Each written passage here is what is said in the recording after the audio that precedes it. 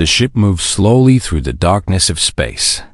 Kim Yuna stood at the window and watched the massive station grow larger. She had seen pictures of the Galactic Council headquarters, but nothing could prepare her for the real thing. The station was bigger than Earth's moon.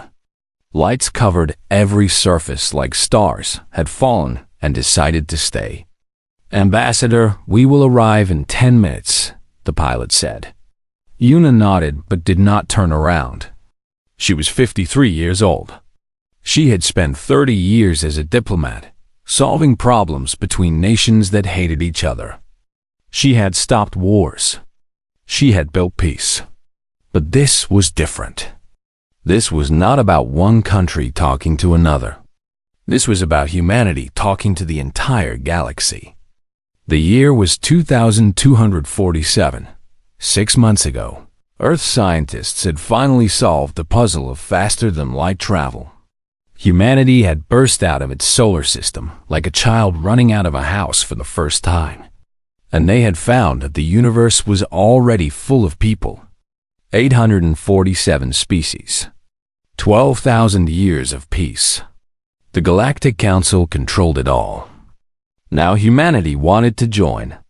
The ship docked with a soft bump. Yuna took a deep breath and walked to the door. Her assistant, a young man named Lee Taiho, fell into step beside her. His face was pale. "Are you nervous?" she asked. "Terrified," he admitted. "Good.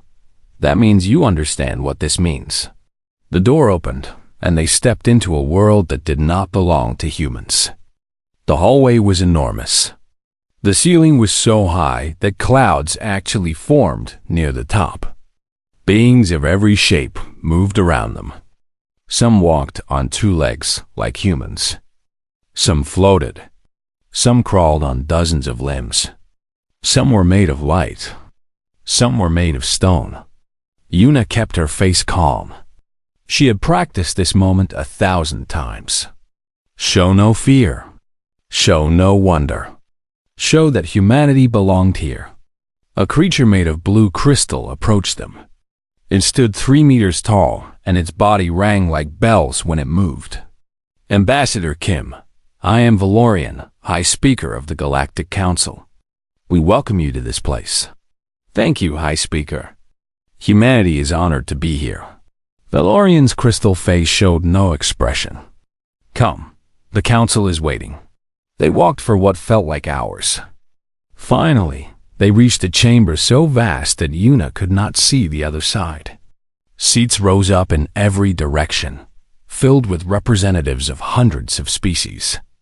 All of them were looking at her. She walked to the center of the room. A single spotlight fell on her, making her the focus of every eye. "Speak," Valorian said. "Tell us why humanity should join the Galactic Council." Yuna had prepared a speech. She had worked on it for months.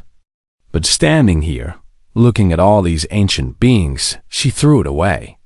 They did not need fancy words. They needed truth. "We are young," she said. Her voice was carried to every corner by invisible technology. "Compared to you, we were born yesterday. You have had peace for 12,000 years. We have been fighting each other for all of our history." Murmurs spread through the chamber. "But that is exactly why you should accept us. We know war. We know what it costs. And we have chosen, again and again, to reach for something better. We fail. We fall. We hurt each other. But we always stand back up. We always try again." She paused and looked around the chamber. "You have built something beautiful here. We want to be part of it. We want to learn from you. And maybe, someday, you might learn something from us too." She stopped speaking. Silence filled the chamber. "Thank you, Ambassador," Valorian said. "The council will now vote." Yuna was led to a small room to wait. Taiho sat beside her, but neither of them spoke. There was nothing to say. Everything depended on what happened next. 6 hours passed. Finally, the door opened. Valorian stood there, tall and cold. The vote is complete, the High Speaker said. 814 species voted against your membership. 33 voted in favor. Your application is rejected. Yuna felt the words like a punch to her stomach, but she kept her face still. May I ask why? Humanity is too aggressive, too unpredictable, too young. Your history is written in blood. Your nature is violence. We cannot risk allowing such a species to spread through the galaxy. What happens now? You will be contained. A barrier will be placed around your solar system. You will not be able to leave. You will remain there until you prove that you have changed. This may take centuries. This may take forever. But it is the decision of the Council, and it is final. Yuna stood slowly. Her legs felt weak, but she forced them to hold her. I understand. I will inform my government. She walked past Valorian without another word. Taiho hurried after her. On the ship back to Earth, she finally allowed herself to feel. Tears ran down her face, but she did not make a sound. She had failed. 8 billion people were counting on her, and she had failed. Taiho did not know what to say. He simply sat with her in silence. When they reached Earth, the news spread quickly. People reacted in different ways. Some were angry. Some were sad. Some were afraid. The governments held emergency meetings that lasted for days. Admiral Park Do-hyun watched it all from his office at the Space Defense Force headquarters. He was 60 years old, with gray hair and a face marked by decades of military service. He had fought in 3 wars on Earth before the planet finally found peace. Now he commanded the ships that were supposed to take humanity to the stars. Those ships would never leave the solar system now. His assistant came in with reports about the containment field. It was already being built. Within a week, it would be complete. Earth would be locked in a cage made of energy. Do-hyun read the reports carefully.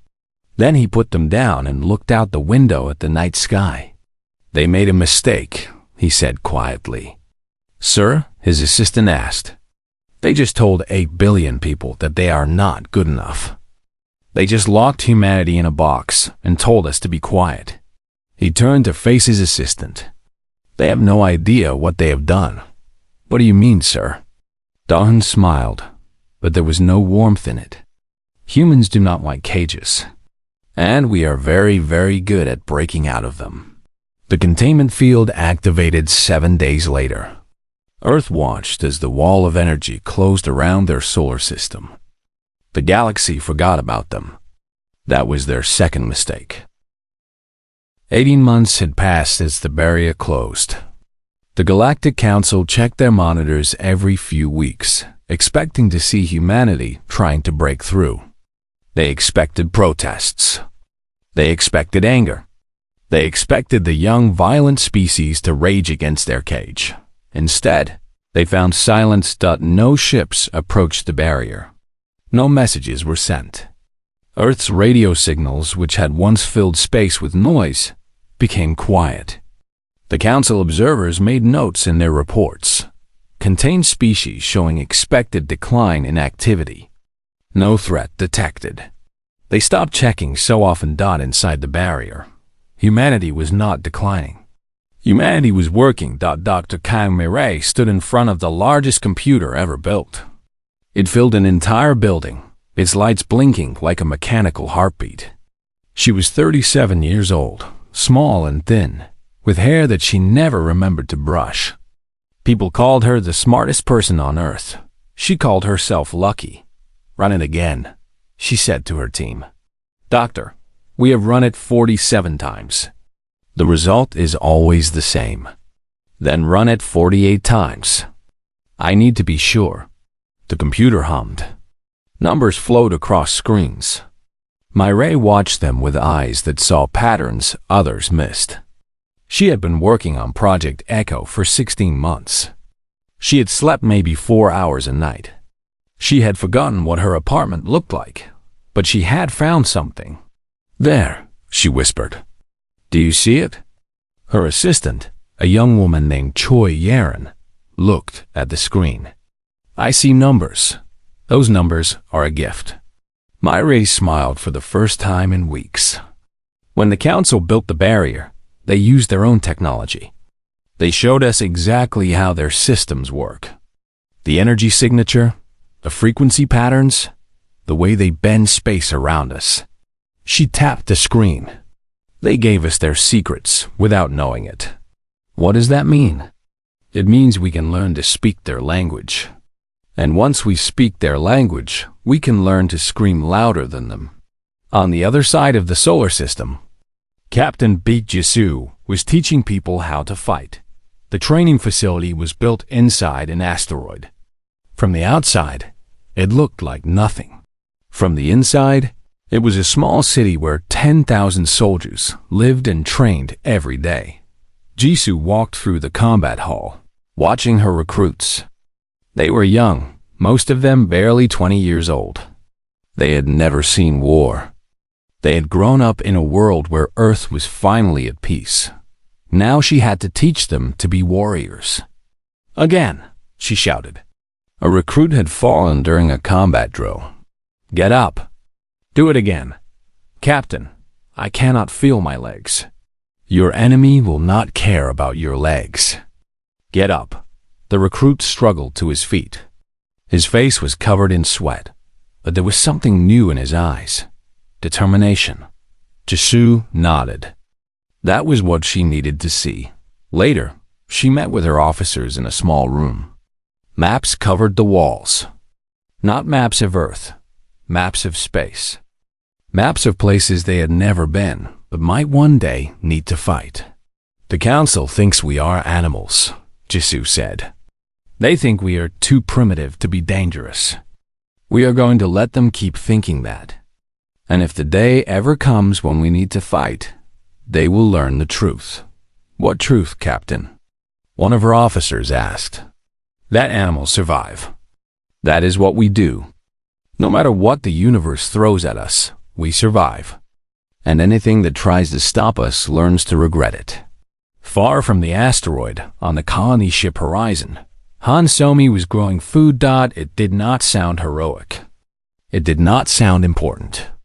But Somi knew that armies did not fight on empty stomachs. If humanity was going to survive in its cage, it needed to eat. The Horizon was massive. A ship designed to carry 50,000 people to new worlds. Those new worlds were now blocked by the barrier.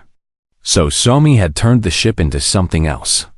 A farm, a garden, a place where life could grow without needing planets. She walked through the agricultural bays, checking her plants. Wheat grew under artificial sunlight. Rice floated in water tanks. Vegetables climbed up walls covered with special soil. Everything was designed to work in space, to produce food forever, without ever touching ground. Her assistant, a young man named Ah Junwoo, caught up with her.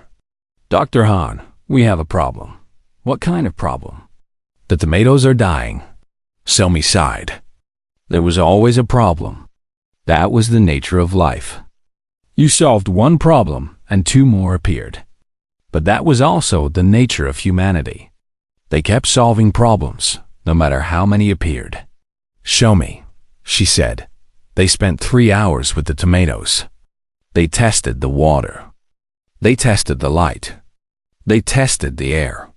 Finally, Somi found the answer, a tiny imbalance in the minerals.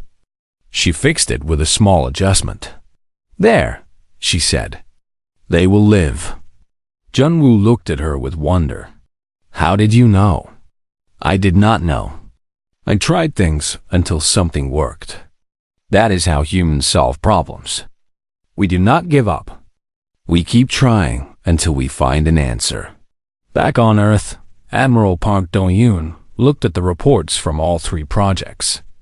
Echo was making progress on technology. Jisoo was building an army. Somi was solving the food problem. Everything was moving forward, but they needed more time. He called a meeting with the world's leaders. They gathered in a room deep underground, away from any eyes that might be watching from space. The Council expects us to fade away, Do-hyun said. They expect us to fight among ourselves, to collapse, to prove that we are the violent children they think we are. We must not give them what they expect. What do you suggest? The President of the European Union asked. Unity. Complete and total unity. Every nation, every resource, every person working toward the same goal. Not war, not revenge, survival. And when the time comes, readiness. Readiness for what? Do-hyun looked around the room. I do not know. But the universe is a dangerous place. The Council has existed for 12,000 years. In that time, they must have faced threats, enemies, disasters. Someday, something will happen. Something that their peaceful federation cannot handle. And when that day comes, humanity will be ready. The leaders voted. It was not a quick decision. There were arguments, disagreements, fears. But in the end, they all agreed. Earth went quiet. The factories kept working, but their products disappeared into secret facilities. The scientists kept researching, but their discoveries were hidden. The soldiers kept training, but they did it in places no one could see. The Council's observers wrote their reports. Contained species appears to be declining as expected. No activity of concern. They were wrong. In the silence, humanity was building something new. Something that would change everything. They just needed to wait for the right moment. That moment was coming. The universe just did not know it yet. The first warning came from a small colony on the edge of known space. A single word, repeated over and over before the signal died. Devourers. Councillor Threx heard the message and felt his blood turn cold. He was one of the oldest members of the Council, a being of green skin and 4 arms who had studied history for 300 years. He knew that word. He knew what it meant. That is impossible, he whispered. But the messages kept coming. One colony after another sent desperate calls for help. Ships arrived too late and found nothing but empty rocks floating in space. Not destroyed, not burned, simply empty. Every living thing removed. Every piece of organic matter consumed. The Devourers had returned. 8,000 years ago, they had nearly ended the galaxy. They were not a species in the normal sense. They were something else. Machines and biology mixed together into something hungry. Something that existed only to eat. They moved from system to system like a plague, consuming everything in their path. The ancient council had defeated them. It had taken 1,000 years and cost billions of lives, but they had pushed the swarm back into the darkness between galaxies. Everyone believed they were gone forever. Everyone was wrong. High Speaker Valorian called an emergency session. The great chamber that had rejected humanity 2 years ago was now filled with fear. 14 systems have fallen, Valorian announced. The crystalline being's voice rang through the chamber, but there was something new in it, uncertainty. Our fleets are mobilizing, but the enemy moves faster than expected. How is this possible? A delegate shouted. We destroyed them. We pushed them back. We did not destroy them. It appears they have been waiting in the darkness, growing stronger, preparing for this moment. The chamber erupted in chaos. Species that had known only peace for thousands of years were suddenly facing extinction. Their fleets were designed for peacekeeping, not total war. Their soldiers were trained to maintain order, not fight for survival. The swarm did not care about their fear. It kept coming. More systems fell. 20, 30, 40. The Council's fleets engaged the enemy and were torn apart. The Devourers did not fight like a normal enemy. They did not have formations or strategies. They simply moved forward like a wave, endless and unstoppable. Councillor Threx watched the reports with growing horror. He remembered his history. He knew how the ancient council had won. They had thrown everything at the swarm. Every ship, every soldier, every weapon. They had sacrificed entire species to buy time. Victory had come at a price that broke the galaxy for 1,000 years. They could not pay that price again. There were not enough of them left. He thought about the vote 2 years ago. He had been one of the 33 who voted to accept humanity. He remembered the human ambassador's words. We know war. We know what it costs. The galaxy needed warriors. Real warriors. Not peacekeepers who had never faced death. Not species who had forgotten what it meant to fight for survival. They needed humans. Threx requested an emergency session with the High Speaker. Valorian agreed to meet him, though the crystalline being looked exhausted. Running a galaxy at war was destroying even the strongest among them. I have a suggestion, Threx said. You will not like it. I do not like anything right now. Speak. Drop the barrier around Earth. Ask the humans for help. Valorian's crystal face showed something like shock. The humans? The violent, unpredictable primitives we contained 2 years ago?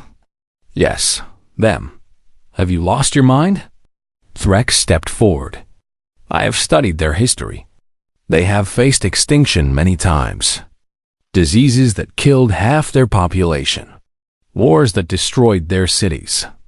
Natural disasters that should have ended them. Every time, they survived. Every time, they came back stronger. They are dangerous. Yes, they are. That is exactly what we need right now. Threx pointed at the reports covering Valorian's desk. Look at those numbers. We are losing. Our fleets cannot stop the swarm. Our people have forgotten how to fight. But the humans never forgot. They have been preparing for war their entire existence. Valorian was silent for a long moment. Then the High Speaker spoke, and there was something like defeat in the words. The Council will never agree. They will when they realize the alternative is extinction. The next session was the loudest in Council history. Species screamed at each other. Some demanded that they accept Threx's suggestion. Others refused to even consider it. The Devourers were bad, they said, but humans might be worse. Then the news came. High Speaker Valorian's home system was under attack. The chamber fell silent. Valorian received the message and stood perfectly still. Everyone watched, waiting. Then the crystalline being spoke, and the words were heavy with pain. My home. My people. The swarm is consuming them as we argue. Valorian looked around the chamber. We are out of time. We are out of options. We have only our pride left, and pride will not save us. The High Speaker turned to Threx. Send a message to Earth. Tell them we need help. Tell them we were wrong. Tell them anything they want to hear. Just make them come. Threx nodded and left the chamber. His hands were shaking. He did not know if this would save the galaxy or doom it. But he knew one thing. Humanity was about to return. The message reached Earth 3 hours later. Admiral Park Doheen read it twice. Then he laughed. It was not a happy laugh. It was the laugh of a man who had been proven right in the worst possible way. They need us, he said. Dr. Kangmire stood beside him, along with Captain Beek Jisu and Han Somi. They had all been called to this moment. What do we do? Jisu asked. Doheen thought about the rejection. He thought about Kim Yuna's tears on the ship home. He thought about 2 years of silence and preparation. He thought about everything humanity had built while the galaxy forgot about them. We helped them, he said finally. But not for free. Never for free. What do we ask for? Everything. Doheen smiled, and this time there was warmth in it. We ask for everything. Full membership. No restrictions. A place at the table as equals. And they will give it to us because they have no choice. And if they refuse, They will not refuse. Desperate people do not refuse the hand that offers to save them. Do-hyun looked at his team. These were the people who had kept humanity alive in its cage. Now they would lead humanity back to the stars. Prepare the fleet, he ordered. It is time to show the galaxy what humans can do. The barrier around Earth began to fall. The galaxy held its breath. Humanity was coming. The barrier fell like a curtain dropping from a stage. For 2 years, it had been an invisible wall that kept humanity trapped inside their tiny corner of space. Now it was gone. The council observers watched their screens, waiting to see what would emerge. They expected old ships, outdated technology, a primitive fleet held together by hope and anger. They were not prepared for what they saw. 300 ships moved out of the solar system in perfect formation. They were designs no council database had ever recorded. Sharp angles, dark metal, engines that glowed with energy signatures the observers could not identify. The ships moved faster than anything their size should be able to move. Ambassador Kim Yuna's diplomatic vessel led the way. She was still alive, still serving her people. The rejection had not broken her. It had made her stronger. Behind her came the fleet. Admiral Park Do-hyun commanded from the flagship, a massive ship called the Defiance. The name had been chosen carefully. It was a message to everyone who had doubted them. Councilor Threx met them at the edge of council space. His ship was small compared to the human vessels, and he felt very aware of that difference. Ambassador Kim, he said through the communication channel. Thank you for coming. You should thank the people who voted to let us in 2 years ago, Yuna replied. Her voice was calm, professional, but there was ice underneath. If you had listened to them, we might have prevented this war before it started. Threx had no answer for that. She was right. What are your terms? He asked. Admiral Do-hyun spoke next. His face appeared on Threx's screen, a human with gray hair and hard eyes. Full membership, immediate, no waiting period, no restrictions. Humanity takes its seat on the council today. The council will not. The council will do whatever it takes to survive. That is the choice right now. Accept us completely or face the swarm alone. There is no middle ground. Threx was silent for a long moment. Then he nodded. I will present your terms. I believe they will be accepted. Good. While you do that, point us toward the enemy. We did not come all this way to talk. The council accepted humanity's terms within hours. There was no debate. There was no argument. The swarm had taken another 8 systems while they were negotiating. Fear made decisions that pride never would. Captain Baek Jisoo led the first assault wing.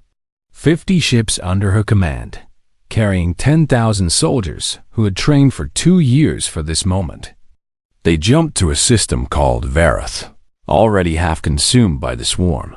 What they found was nightmare. The swarm filled the space between planets like a living cloud. Millions of individual creatures, each one a mixture of machine and biology, each one hungry. They swarmed around the system's sun, feeding on its energy. They covered moons and asteroids, stripping them of every resource. The council observers who accompanied the fleet expected the humans to retreat. No sane commander would attack such overwhelming numbers. Jisoo opened a channel to her fleet. Her voice was steady. All units weapons free. Show them what contained looks like. The human ships dove into the swarm. The battle was chaos. Thousands of creatures threw themselves at the human vessels. They crashed against shields. They tried to tear through metal with claws and teeth. The fleet fought back with weapons that cut through the swarm like fire through paper. Dr. Kang Murray's echo technology made the difference. The swarm operated as a hive mind. Every creature was connected to every other creature.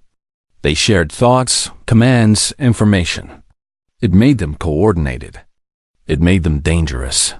Echo disrupted those connections. When the pulse hit, the swarm went insane.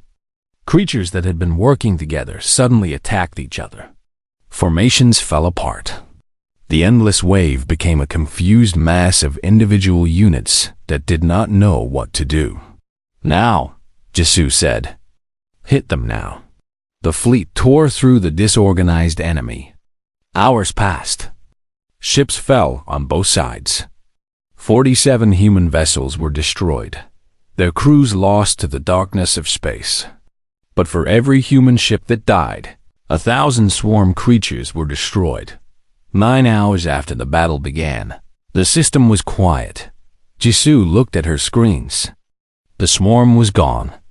Not destroyed completely, but driven away, scattered into the void to rebuild. The system of Varth was saved. The council observers could not believe what they had seen. They had expected the humans to fail. They had expected to watch another fleet die against the unstoppable enemy. Instead, they had watched humanity win. News of the victory spread across the galaxy. Species that had given up hope suddenly had reason to believe. The humans had done what no one thought possible. They had beaten the swarm. More human ships arrived. The full fleet deployed across the front lines, joining council forces that had been slowly losing the war. Everywhere they went, they turned the tide. Dr. Kang Mirai worked constantly, improving her echo technology, finding new ways to disrupt the enemy. Han Sami's agricultural systems were adapted to feed not just humans, but the thousands of refugees who fled from consumed worlds. Admiral Do-hyun coordinated the largest military campaign in galactic history. An ambassador, Kim Yuna, spoke for humanity in the council chambers. She was no longer asking for permission. She was telling them what would happen. "Humanity will lead the combined fleet," she announced. "Our ships are faster, our weapons are stronger, and our soldiers know how to win. You can argue about this, or you can accept it and help us save your worlds. The choice is yours." The council accepted. They had no other option. Months passed. The war continued. The swarm was vast, and it did not give up easily. Every system they saved revealed 2 more that had been lost. Every victory was followed by new attacks, but something had changed. The galaxy was no longer afraid. They had seen humans fight. They had seen humans die for worlds that were not their own, for species that had rejected them. They had seen what 2 years in a cage had created. Captain Baek Jisoo stood on the bridge of her ship after another battle. Her crew was exhausted. Her ship was damaged. But they were alive, and the enemy was not. "Captain," her officer said. "Message from Admiral Do-hyun. He says good work." Jisoo allowed herself a small smile. "Tell him we're just getting started." She looked out at the stars. So many of them. So many worlds to protect. So many people counting on humanity to save them. 2 years ago, the galaxy had told humanity to stay in their cage. Now humanity was the only thing standing between the galaxy and extinction. The universe had a strange sense of humor, but Jisoo did not mind. This was what humans did. They survived. They fought. They protected the things that mattered. And when the war was over, the galaxy would never forget what humanity had done for them. That day was still far away. There was more fighting to do. More dying. More sacrifice. But for the first time since the barrier fell, Jisoo believed they would win. Humanity always found a way. The war lasted 3 years. In that time, humanity lost 2 million soldiers. The fleet that had emerged from Earth's solar system with 300 ships was reduced to less than 100. Entire crews were erased from existence. Families on Earth received messages that their children, their parents, their friends would never come home. But the swarm lost more. System by system, battle by battle, humanity pushed them back. Dr. Kang Marie's technology improved with each fight. The echo pulses grew stronger, more precise. The swarm's hive mind became its greatest weakness. Every time they adapted, she adapted faster. Admiral Park Do-hyun commanded from the front. He refused to stay safe behind defensive lines. When his soldiers died, he was there beside them. When they won, he shared the victory. He was 73 years old now, too old for this kind of war. But he would not let anyone else carry the burden. Ambassador Kim Yuna did not survive to see the end. It happened in the second year. A council station was under attack, filled with civilians from a dozen species who had nowhere else to go. The evacuation was slow. The swarm was fast. Yuna was there on a diplomatic mission. When the attack began, she helped organize the escape. She put people on ships. She calmed the frightened. She gave orders when others froze. The last evacuation ship was leaving when a swarm creature broke through the station's walls. It was heading for a group of children who had been separated from their parents. Yuna did not think. She moved. She put herself between the creature and the children. The station security finally arrived and killed the creature, but not before it had torn through her. She died on the floor of that station, surrounded by the children she had saved. Her last words were simple. "Tell Earth I tried." When Do-hyun received the news, he did not cry. He sat alone in his quarters for 1 hour. Then he returned to the bridge and continued the war. He would grieve later. Right now, he had a promise to keep. The final battle happened in a system that had no name. It was the heart of the swarm, the place where the ancient enemy had rebuilt itself over 8,000 years. Millions of creatures. A queen that controlled them all.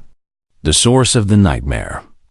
Every ship humanity had left gathered for the assault. Council allies joined them. Species who had learned to fight beside humans, who had adopted human tactics and human courage. Captain Baek Jisoo, now Admiral Jisoo, led the attack. Her flagship was the Defiance, inherited from Do-hyun when he became too weak to command from the front. He watched from Earth now, his body failing but his mind still sharp. "This is Admiral Jisoo to all ships," she broadcast. "Today we end this. Today we make sure this enemy never threatens another world. Today we fight for everyone we have lost and everyone we can still save." She paused. In the silence, she could hear the breathing of her crew. They were afraid. They should be afraid. But they were also ready. For Earth, for the galaxy, for humanity. The fleet attacked. The battle lasted 4 days. Ships fell like rain. The swarm fought with everything it had, desperate to protect its queen. But humanity had come too far to lose now. Han Sami's agricultural ships had been converted into medical vessels. She worked without sleep, treating the wounded, keeping soldiers alive so they could return to the fight. Her hands were covered in blood of a dozen different species. She did not stop. Dr. Kang Mai-rae was on one of the assault ships, operating her echo technology personally. The pulses she sent out tore through the swarm's coordination again and again. She was exhausted, her body pushed past every limit. But every pulse saved lives. On the 4th day, Admiral Jisoo's ship broke through to the Queen. The creature was massive, a nightmare of metal and biology that stretched for kilometers. It was ancient, patient, hungry. It had waited 8,000 years for this moment. It had expected to win. Jisoo looked at it on her screen. Fear tried to take hold of her heart. She pushed it away. "Fire everything," she ordered. The combined firepower of the remaining fleet hit the Queen. Dr. Kang Mai-rae sent the strongest echo pulse she had ever created. For a moment, the Queen screamed, a sound that echoed through space itself. Then it died. Without their queen, the swarm collapsed. Creatures that had fought together for millennia suddenly had no direction, no purpose. They scattered. They fled. They were hunted down and destroyed. The war was over. The Galactic Council convened for the first time since the fighting began. The Great Chamber looked different now. Many seats were empty. Entire species had been erased from existence. But those who remained gathered to mark the end of the nightmare. High Speaker Valorian was gone, lost when their homeworld fell. A new speaker had been elected, a being named Councillor Threx. He had earned the position. He had been right about humanity. 3 years ago, we rejected a species because we feared them, Threx said. His voice carried through the chamber. We said they were too aggressive, too violent, too dangerous. We were right about all of those things. He paused. The chamber was silent. But we were wrong to reject them. Their aggression saved us. Their violence protected us. Their danger became our shield. We owe them everything. Admiral Park Do-hyun was too sick to travel. He watched from Earth, knowing his days were numbered. But he had lived to see humanity take its place among the stars. That was enough. Admiral Baek Jisoo stood where Ambassador Kim Yuna had once stood. The woman who had been rejected had given her life for the galaxy. Now Jisoo stood in her place. You asked us once if we were too dangerous, Jisoo said. The answer is yes. We are dangerous. We are aggressive. We are violent. But you learned something over these 3 years. She looked around the chamber at species who had fought beside humanity, who had bled beside them, who had died beside them. We are dangerous for you, not against you. We will stand between you and anything that threatens you. That is what we do. That is what humans have always done. We protect what we love. She stepped forward to the center of the chamber. You locked us in a cage once. We came out with claws. Remember that. Not as a threat, as a promise. When the next enemy comes, and it will, humanity will be there. We will fight. We will die. And we will win. Because that is who we are. The chamber erupted in applause. Species that had feared humanity now cheered for them. The galaxy had found its protectors. On Earth, Admiral Do-hyun watched the ceremony. He smiled. Kim Yuna would have been proud. All the soldiers who had died would have been proud. He closed his eyes. His work was done. Far away, on the bridge of the Defiance, Admiral Jisoo looked at the stars.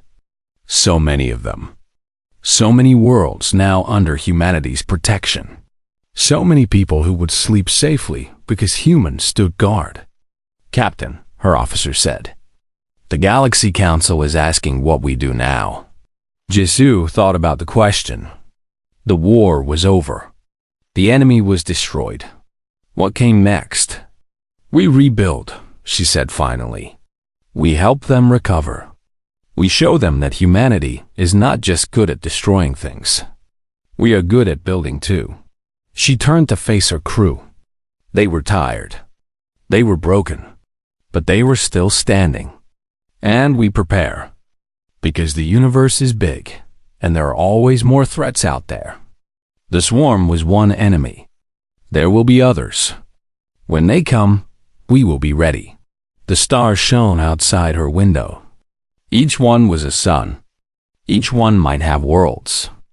Each one was now under humanity's watch. They had been rejected once. They had been locked in a cage. They had been called too dangerous to join the galaxy. Now they were its greatest defenders. The universe had learned an important lesson. Never underestimate humans.